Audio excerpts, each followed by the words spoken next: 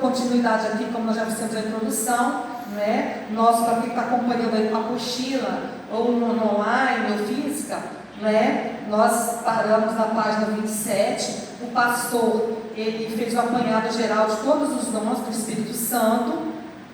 Nós tínhamos assim, uma lista a ser vista, né? A lista 1, a lista A, a lista B, a lista C, a lista D, e aí falamos de todos os dons. Terminamos, o pastor terminou ali na lista E. Ele queria dar continuidade, mas como eu já coloquei, ele está ausente esse final de semana, e eu até iria ministrar o momento de dízimos e ofertas, mas aí Maria falou, não, eu fico com dízimos e ofertas, e você então ministra a aula. Nós temos ali uma parceria boa, o irmão Ronaldo, o irmão Marcos, a irmã Maria Helena. E dando continuidade ali, algo assim muito interessante, eu vou estar lendo para os irmãos, em 1 Pedro, capítulo 4, versículo 11, diz assim: se alguém fala, fale de acordo com os oráculos de Deus. Se alguém serve, faça-o na força que Deus supre, para que em todas as coisas seja Deus glorificado por meio de Jesus Cristo, a quem pertence a glória e o domínio pelos séculos dos séculos. Amém. Então, esse versículo de 1 Pedro, né, ele coloca ali para nós o seguinte, que ele fala que nós temos que abranger todos os dons, certo? E fazer de forma precisa, como também aquele que fala, tem que falar com retidão, com domínio próprio mesmo. E aquele que serve, também servindo, abrangendo a todos os dons, tá? E continuando, o interessante é que nós podemos ver também que os dons podem variar quanto ao poder. E aí Paulo fala sobre isso. Paulo diz que se temos o dom da profecia, devemos usá-lo segundo a proporção da fé, que está lá em Romanos 12, 6. Né? E aí o pastor também já abordou sobre isso, sobre cada dom, ele foi especificando. E os irmãos que estavam nas aulas anteriores, e independente também daqueles que não estavam, nós temos que ter em mente sempre a consciência de que, quando se trata dessas questões dos dons espirituais, nós temos que ter muito cuidado com aquilo que nós lemos, que nós ouvimos. Por isso, irmãos, que nós vemos assim na internet vários tipos de pregações, né? Se você for procurando, você vai vendo ali vários pregadores, você vai observando até pessoas que não são ordenadas pastores, mas que, né, tem lá um canal que fala da questão da palavra do Senhor, mas algo que também o pastor Aguinaldo sempre nos falava, né, que hoje já faleceu, mas que nós precisamos sempre, tudo que nós ouvimos, caso nós tenhamos dúvida, nós precisamos confrontar com a palavra do Senhor, com a Bíblia. Não é confrontar quando eu falo, que eu vou brigar com Elora, você está errada, né, com os irmãos, não é isso. Mas a partir do momento que eu ouço algo, que eu leio algo, eu preciso ter eu falo que esse incômodo dentro de mim, esse motivo, esse desejo de ler a palavra. Porque a palavra, ela é única, ela é precisa, ela é verdadeira. Eu falo que ela, assim, no sentido mais popular, ela nunca cai de moda. É um livro que tem respostas para tudo. É um manual que aqui nós encontramos todas as orientações que nós precisamos para nossas vidas. Nós encontramos aqui todas as respostas. Oi?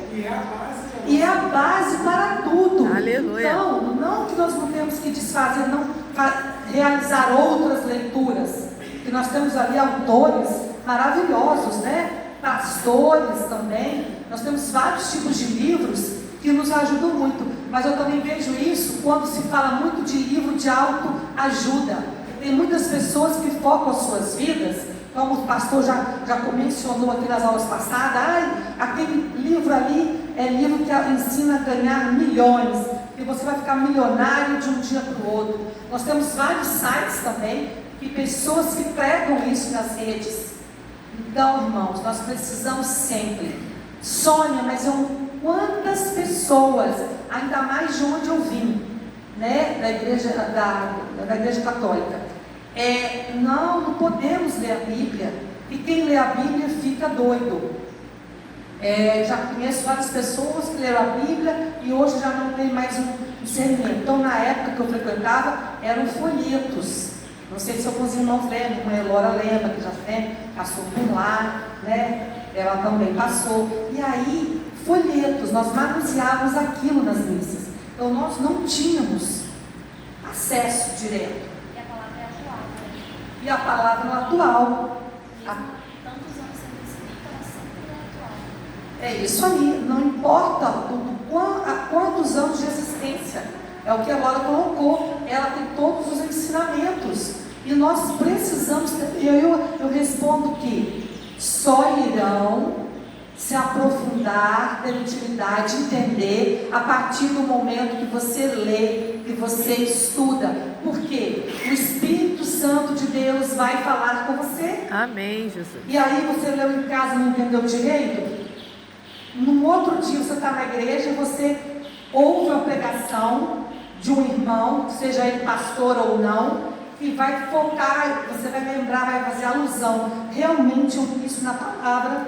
Ou, às vezes, alguém aqui está à frente, né? Pode não estar sendo condizente com aquilo que você entendeu. É hora de você também depois pegar a palavra e fazer a leitura e até ter um diálogo. Não é confrontar para a briga em si, mas é para nosso conhecimento e crescimento também seu e do seu vizinho, do seu colega.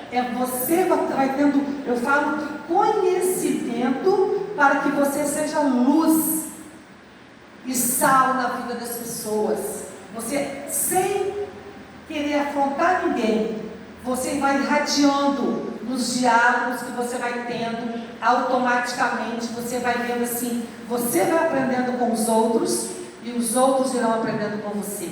Amém, irmãos? Amém. Então, por isso que Paulo, ele vai nos colocando essa questão aqui, e aí eu vou convidar, quando ele fala do seguinte também, ali em Timóteo, né, Paulo lembra Timóteo o seguinte, lá em 1 Timóteo 4,14, vou ler para os irmãos agora aqui.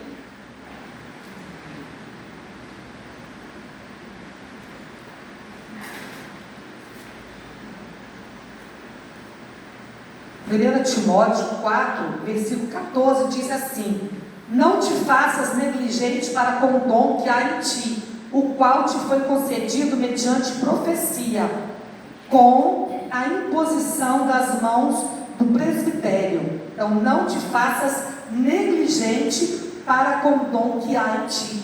Amém. Então, Paulo ele vai exortando também, lembrando a Timóteo. Por quê? Porque às vezes nós temos esse dom, né? Mas nós não o colocamos em prática, por comodismo, ou até vezes por falta de conhecimento que eu tenho esse dom, né? E aí vocês vão falar, mas Sônia, e ainda Paulo vai mais adiante em relação a Timóteo, e diz-lhes também: admoesto que reavives o dom de Deus que há em ti, em 2 Timóteo 1,6. Então, quer dizer, era possível Timóteo deixar o seu dom enfraquecer aparentemente pelo pouco uso, e Paulo lembra-lhe que devia avivá-lo mediante o uso e consequente fortalecimento. E como que é que nós enxergamos em nós mesmos os nossos dons? Que todos nós temos dons, mas isso, repito, que eu falei no início, nem todo mundo que tem, nem todos nós que temos o dom, somos maduros espiritualmente falando. E nós vamos ver uma parte aqui da Bíblia, que o Senhor também nos coloca, e vai te falar: eu não te conheço mais. Então, nós lá na igreja de Corinto, na igreja de Corinto, né, Paulo teve muita dificuldade, porque as pessoas eram muito vulgares, pessoas que não tinham, que adoravam ídolos, tinham os dons, mas não os sabiam usá-los, identificá-los. Pode falar.